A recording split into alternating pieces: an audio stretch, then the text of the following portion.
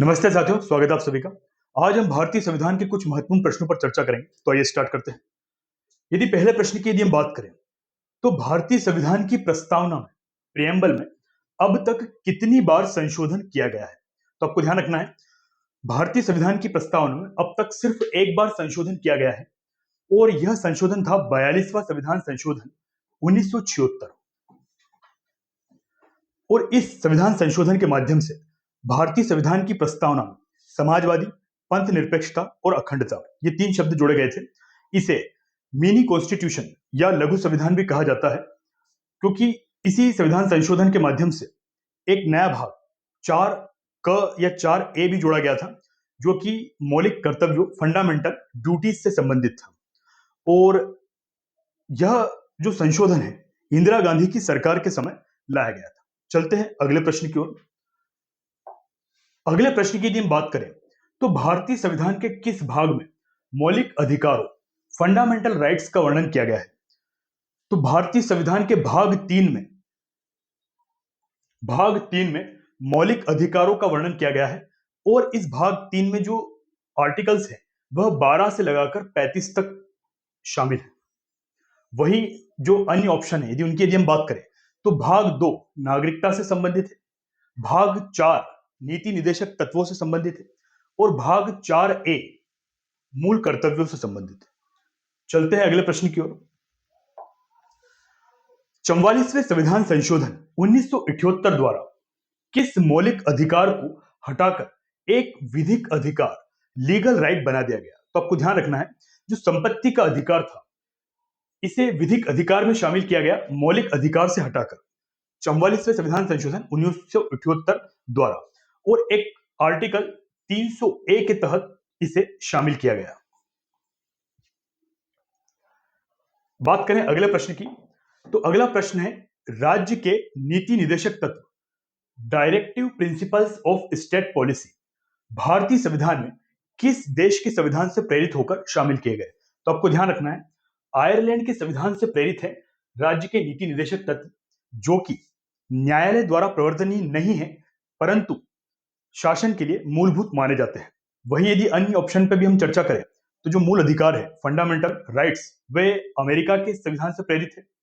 और जो संसदीय व्यवस्था है भारत की, वह ब्रिटेन के संविधान से प्रेरित है। और जो संघात्मक व्यवस्था है भारत की, वह कनाडा के संविधान से प्रेरित है। चलते हैं अगले प्रश्न की ओर।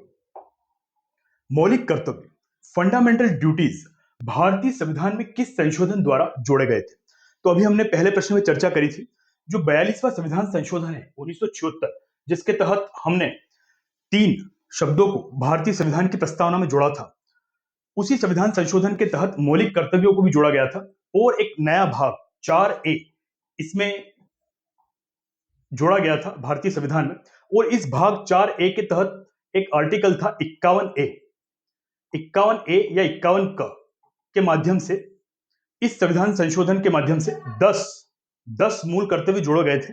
और बाद में एक और मूल कर्तव्य 86वें संविधान संशोधन 2002 के माध्यम से जोड़ा गया था, जिसमें 6 से 14 वर्ष के जो बच्चे हैं उनके शिक्षा का प्रावधान है अपने पालकों या संरक्षकों के द्वारा। तो आपको ध्यान रखना है, जो मौलिक कर्तव्य, फंडामेंटल ड्यूटीज, वह 42वें संविधान संशोधन 1976 के माध्यम से जोड़े गए।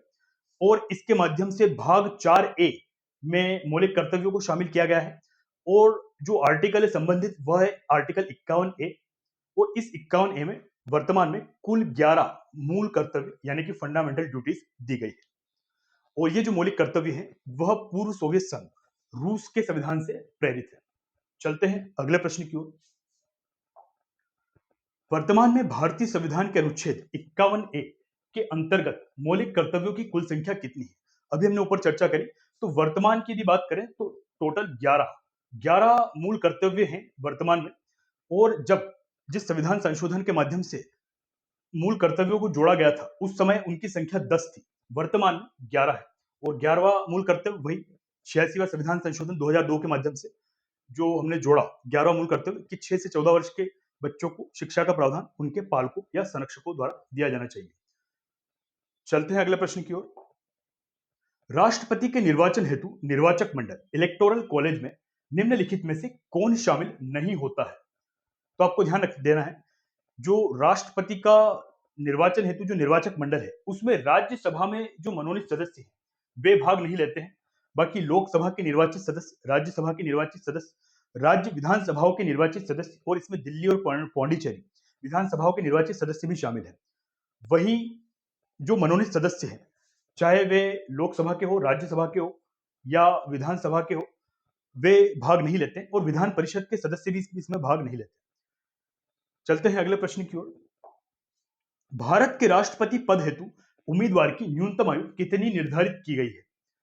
तो जो राष्ट्रपति पद हेतु जो उम्मीदवार की न्यूनतम आयु है, वह 35 वर्ष निर्धारित की गई है कि वह भारत का नागरिक हो, 35 वर्ष की आयु पूर्ण कर चुका हो और लोकसभा का सदस्य बनने की अर्हता रखता हो।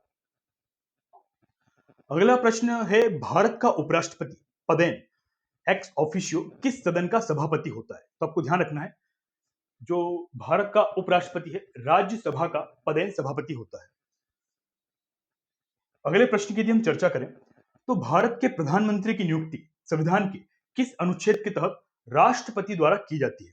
तो यह आर्टिकल है आर्टिकल 75, अनुच्छेद 75 के माध्यम से भारत के प्रधानमंत्री की नियुक्ति राष्ट्रपति द्वारा की जाती है। अगला प्रश्न है, लोकसभा का सामान्य कार्यकाल जब तक विघटित न हो कितने वर्ष का होता है? तो आपको ध्यान देना है कि लोकसभा का जो सामान्य कार्यकाल है, वह 5 वर्ष का होता है। उसकी बैठक की प्रथम तिथि से लगाकर, है ना, 5 वर्ष तक का होता है। समय से पूर्व भी विघटित की जा सकती है यदि कोई आवश्यकता पड़े तो। और आपातकाल के दौरान, इमरजेंसी के दौरान एक बार में 1 वर्ष तक इसे बढ़ाया जा सकता है संशोधन के माध्यम से। अगले प्रश्न की यदि हम चर्चा करें, तो राष्ट्रपति द्वारा राज्यसभा में साहित्य, कला, विज्ञान व समाज सेवा के क्षेत्र से कितने सदस्य मनोनीत किए जाते हैं? तो आपको ध्यान देना है, कि भारतीय संविधान का आर्टिकल 80 है, 80 के तहत राष्ट्रपति द्वारा 12 सदस्य मनोनीत किए जा सकते हैं, जो कि इन क्षेत्रों से संबंधित हो। चलते हैं अगले प्रश्न की ओर। भारत के मुख्य न्यायाधीश CJI, chief justice of India सहित उच्चतम न्यायालय के न्यायाधीशों की सेवानिवृत्ति आयु कितनी है? तो आपको ध्यान रखना है, यह सेवानिवृत्ति आयु 65 वर्ष है। उच्चतम न्यायालय यानी कि सुप्रीम कोर्ट, उच्च न्यायालय यानी कि हाई कोर्ट के न्यायाधीशों की सेवानिवृत्ति आयु संविधान के अनुच्छेद 217 के अनुसार कितनी है? तो आपको ध्यान रखना है, यह है 62 वर्ष। पहले 60 वर्ष थी, बाद में एक संविधान संशोधन के माध्यम से इसको बढ़ाकर 62 वर्ष कर दिया गया है। वर्तमान समय में भारतीय संविधान में कुल कितनी अनुसूचियां हैं, शेड्यूल्स? तो यदि वर्तमान समय की बात करें, तो वर्तमान समय में भारतीय संविधान में कुल 12 अनुसूचियां हैं और जो मूल संविधान था उसमें 8 अनुसूचियां थी। बाद में 4 अनुसूचियां समय समय पर संविधान संशोधन के माध्यम से जोड़ी गई। अगले प्रश्न की यदि हम चर्चा करें, तो 73वां संविधान संशोधन अधिनियम 1992 मुख्यतः किस विषय से संबंधित है? तो आपको ध्यान देना है, यह पंचायती राज व्यवस्था से संबंधित है और इसके तहत भारतीय संविधान में एक नया भाग 9 जोड़ा गया था और एक नई अनुसूची 11वीं अनुसूची जोड़ी गई थी, जिसमें 29 विषय शामिल थे।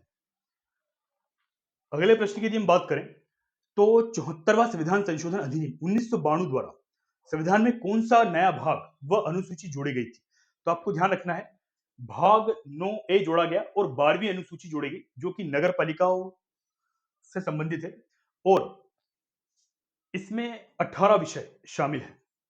और अभी हमने बात किया 73वां संविधान संशोधन 1992, जिसमें भाग 9 व 11वीं अनुसूची जोड़ी गई, जो कि पंचायती राज व्यवस्था से संबंधित है और उसमें 29 विषय शामिल है। काफी इंपॉर्टेंट प्रश्न ये आ सकता है। संविधान के किस अनुच्छेद के अंतर्गत राष्ट्रीय आपातकाल, नेशनल इमरजेंसी की घोषणा की जाती है?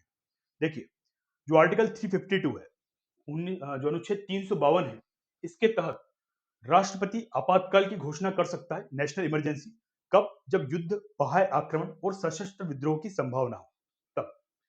चलते हैं अगले प्रश्न की ओर। अगला प्रश्न है, किसी राज्य में संवैधानिक तंत्र की विफलता की स्थिति में राष्ट्रपति शासन संविधान के किस अनुच्छेद के तहत लगाया जाता है? तो अभी हमने जो ऊपर चर्चा करी नेशनल इमरजेंसी की, तो अगर स्टेट इमरजेंसी की बात हो, राज्य में आपातकाल की बात हो, तो आर्टिकल 356 अनुच्छेद 356 के तहत राज्य में संवैधानिक तंत्र की विफलता की स्थिति में राष्ट्रपति शासन लगाने का प्रावधान है। जो आर्टिकल 360 है वह वित्तीय आपातकाल से संबंधित है। लास्ट प्रश्न, भारत के प्रथम मुख्य चुनाव आयुक्त चीफ इलेक्शन कमिश्नर कौन थे? तो ये थे सुकुमार सेन। और यदि टीएन सेशन की बात करें तो यह 10वें नंबर के थे और टीएन सेशन भी चुनाव सुधारों के लिए जाने जाते हैं। तो आज की कक्षा में इतना ही, मिलते हैं अगली कक्षा में, तब तक के लिए